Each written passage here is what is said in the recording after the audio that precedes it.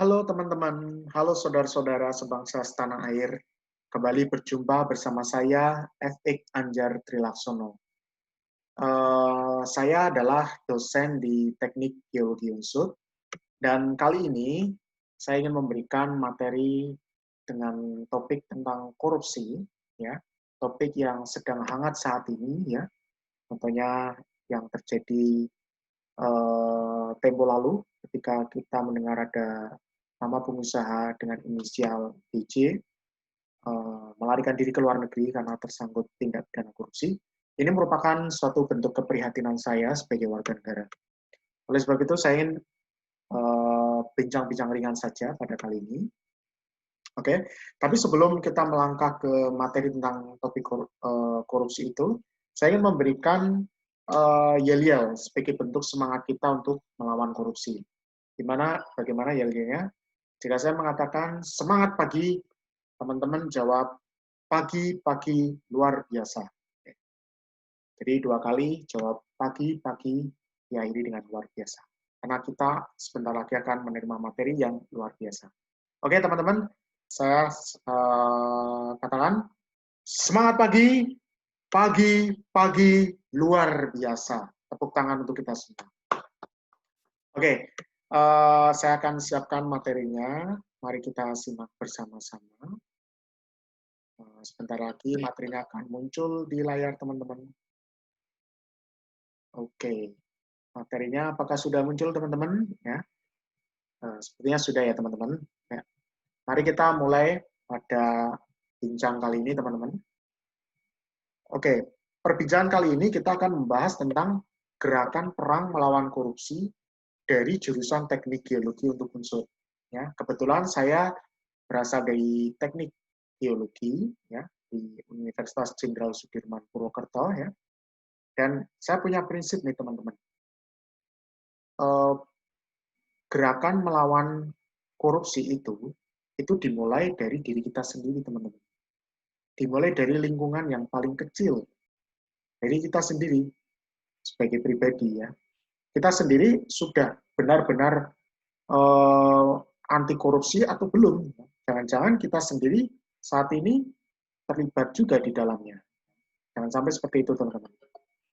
Makanya kita perlu bincang-bincang kali ini supaya kita semua dapat pengetahuan untuk kita bisa melawan korupsi yang luar biasa ini teman-teman. Ya, luar biasa sistematik dan masif ya katanya teman-teman. Mari kita mulai. Oke, apa itu korupsi? Korupsi itu sering kita dengar ya di televisi, di internet, kita sering membaca koran, topiknya ini tertangkap karena korupsi, ini tersangka korupsi jatuhi hukuman setahun. Nah, padahal pencurian ayam sampai 5 tahun ya teman-teman. Tapi korupsi paling 1-2, paling besar 4 tahun. Dulu sih pernah ada sih sampai 8-10 tahun. Tapi korupsi itu sendiri apa teman-teman? Jangan-jangan kita bisa ngomong korupsi-korupsi, ya, tapi kita tidak tahu arti korupsi. Dan kita tidak tahu ruang lingkup korupsi itu apa. Kita simak teman-teman. Menurut Kamus Besar Bahasa Indonesia, saya singkat KBBI, korupsi itu adalah penyelewengan atau penggelapan uang negara atau perusahaan. Jadi tidak hanya uang negara, uang perusahaan pun itu juga tindak pidana korupsi ketika terjadi penyelewengan dana. Kemudian menurut hukum Indonesia itu ada di KUHP. Kita punya Undang-Undang Nomor 31 tahun 1999, contoh Undang-Undang Nomor 20 tahun 2001. Di situ ada 30 delik tindak pidana korupsi yang dikemas menjadi 7. Ada 7 jenis, yaitu kerugian keuangan negara, penyuapan, pemerasan, penggelapan dalam jabatan, curangan, benturan kepentingan, dan gratifikasi. Kita pasti sering mendengar istilah-istilah itu ya. Karena kita sering baca koran, sering baca di internet. Kemudian korupsi menurut KUHP sendiri juga mirip-mirip dengan KBBI, yaitu perbuatan melawan hukum ya teman-teman, dengan maksud memperkaya diri sendiri atau orang lain, baik perseorangan maupun korporasi, yang merugikan keuangan negara. Ini teman-teman yang perlu kita ingat. Oke, Nah, teman-teman yang dari Unsud pasti tahu dong dengan orang ini ya. Beliau itu siapa teman-teman? Ada yang tahu? Beliau itu adalah mantan rektor Unsud. Ya. Pasti teman-teman ada yang pernah dengar ya, pasti ya. Walaupun banyak juga yang belum. Maksud saya orang baru juga baru tahu, karena saya sebelumnya juga tidak sejauh ini mengetahui orang ini ya. Nah, ini adalah Profesor Edi Yuwono, mantan rektor Unsud, ya, yang terlibat korupsi penyelewengan dana CSR. CSR itu Corporate Social Responsibility. Waktu itu CSR dari PT Aneka Tambang, kalau tidak salah, yang sedang melakukan proyek reklamasi yang kebetulan waktu itu Unsud menjadi mitranya. Dan beliau itu tersandung penyelewengan dana dari CSR. Kemudian ini gambar ketika kita, mungkin saya dulu ya, saya juga pernah sekolah ya. Kemudian teman-teman juga yang mungkin yang masih sekolah, kalau terlambat masuk kelas ya pasti dimarahin dong sama gurunya atau dimarahin dong sama dosennya ya. Dan pasti ketika dimarahi ya cuman diem saja. Tapi ketika tidak dimarahi kadang sering nyelonong saja masuk ke kelas, menyelinap saja tanpa memberitahukan dulu mengapa terlambat kepada guru atau dosen yang bersangkutan. Kemudian kita sering ini mahasiswa yang ujian ya terutama, atau mungkin semuanya lah ya yang pernah mengalami dulu membuat contekan ya di tangan, di kertas kecil, dilipat. Bahkan zaman sekarang nih agak canggih, sharing lewat WA ya. Kadang kan WA, kadang telepon genggam itu ada yang tidak disita ya atau tidak dikumpulkan dulu sebelum ujian. Ini menjadi kesempatan bagi teman-teman untuk mencontek. Nah, kemudian sebelum kita perang ya pasti kita dong harus punya senjata ya, punya persiapan, ya kan? Persiapannya itu apa? Ya persiapannya adalah misalnya baju perang, pedang dan segala macam, ya, teman-teman. Begitu juga ketika kita mau perang melawan korupsi, teman-teman. Kita harus dibekali dulu nih nilai-nilai anti korupsi. Jangan sampai ketika kita perang melawan korupsi, diri kita sendiri juga sebenarnya terlibat dalam kegiatan korupsi itu, tapi kita tidak menyadari karena kita tidak mengenal nilai-nilai anti korupsi. Nilai-nilai anti korupsi itu ada 9, teman-teman. Tapi biar mempermudah, ya supaya mudah diingat, teman-teman, itu disingkat dengan Jupe Mandi Tangker Kepedil. Jupe Mandi Tangker Kepedil. Ju kejujuran, P adalah peduli, Man adalah mandiri, D adalah disiplin, Tang adalah tanggung jawab, Ker ada kerja keras, kesederhanaan, P berani, Dil keadilan. Oke, mari kita bedah teman-teman satu persatu biar clear semuanya ya. Kejujuran. Kalau ini sih teman-teman saya rasa bisa lah ya. Jujuran itu apa ya. Tapi intinya di sini teman-teman, pernah nggak kita merefleksikan diri kita? Bahwa kita juga sering tidak jujur loh. Misalnya nih, saya pernah ngawasin ujian tengah semester ya, atau ujian semester ya, itu saya lupa. Saya menjumpai ada 2 orang tidak mengikuti ujian dengan alasan sakit. Dan dua-duanya ini menyertakan surat keterangan sakit dari dokter puskesmas, teman-teman. Dokternya sama ya, tetapi tanda tangannya berbeda. No, berarti ada pembohongan dong. Ya kan? Ada pembohongan. Berarti melanggar nilai-nilai kejujuran dong. Harusnya kan kita sebagai agen perubahan ya katanya ya harus jujur dong. Oke, lanjut. Kepedulian. Nah ini biasanya mahasiswa yang punya praktikum ya, ada jadwal kegiatan praktikum, pasti dong menggunakan alat-alat lab. Nah, alat-alat lab itu adalah fasilitas umum, fasilitas negara, teman-teman, yang harus dijaga, dirawat baik-baik. Kemauan kita untuk menjaga merawat fasilitas umum, fasilitas negara itu merupakan bentuk kepedulian, teman-teman. Dan itu adalah masuk dalam nilai-nilai anti korupsi.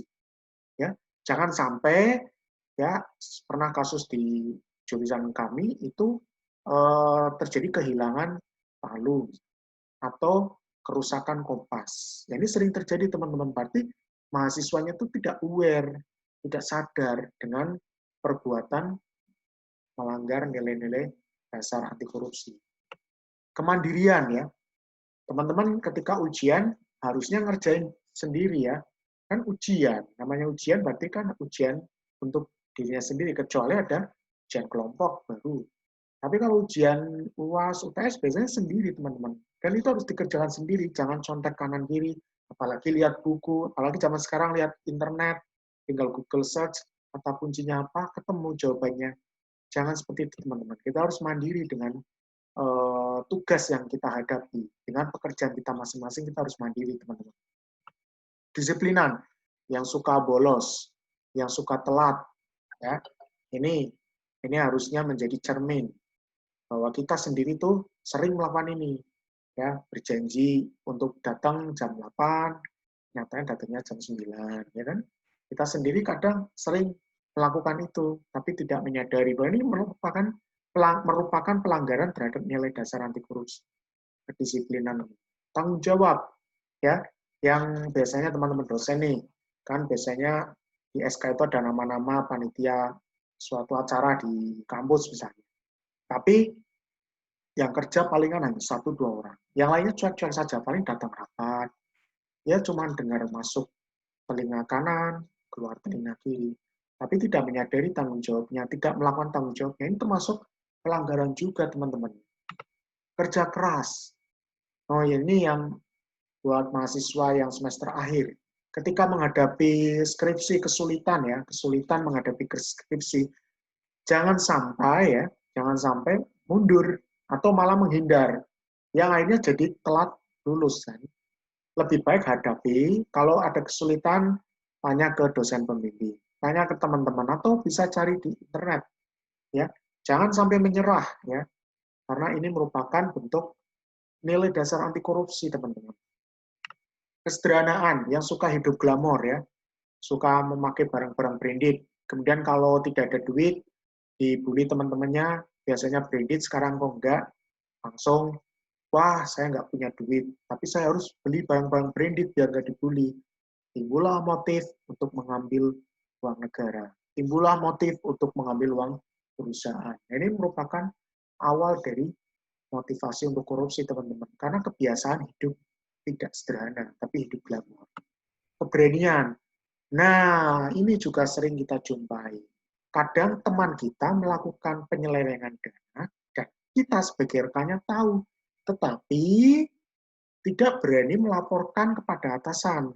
Atau paling sederhana lah teman-teman, tidak berani mengingatkan, karena kadang ngerasa sungkan, nggak enak, ya kan? Kadang ngerasa, oh ini teman saya, kadang atau malah merasa takut teman-teman, karena jabatannya lebih tinggi. Tapi harusnya kita berani, bahwa ini merupakan penyelewengan dana dan ini harus ditindaklanjuti. Kalau bisa dilaporkan pada pihak yang berwajib, teman-teman, supaya tidak terjadi penyelewengan dana lagi, karena ini merugikan kepentingan umum. Keadilan, nah ini biasanya di institusi itu ada masih ada diskriminatif, walaupun di aturan tertulisnya tidak ada diskriminatif SARA misalnya, tapi praktik lapangannya mengatakan bahwa ada diskriminatif SARA.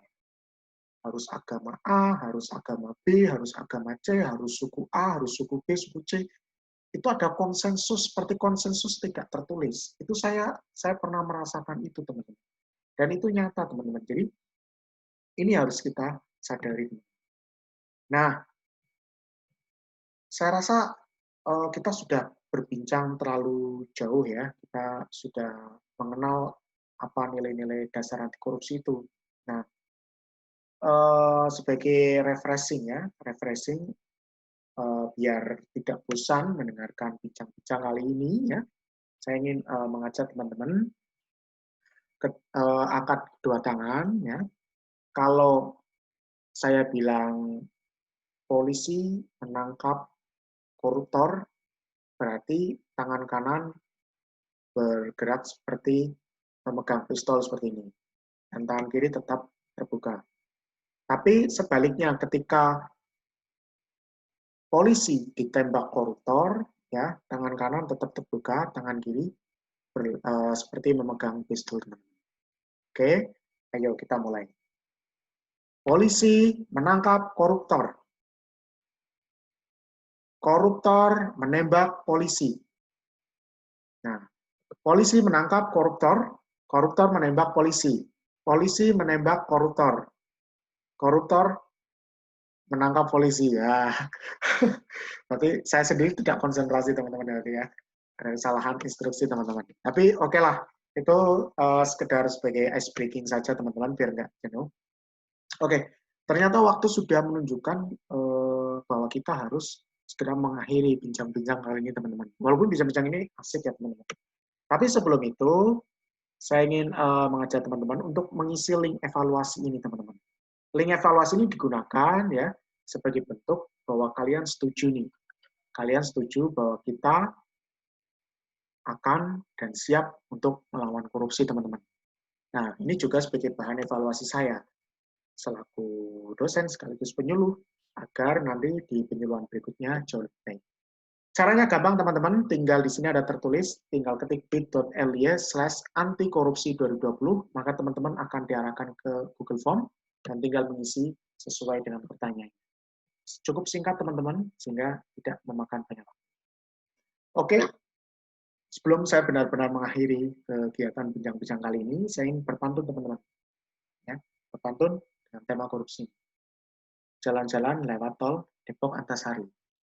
Ayo kawan, kita ganyang korupsi. Oke, sampai jumpa teman-teman. Saya Fikran Jatilaksono. Salam, sampai jumpa.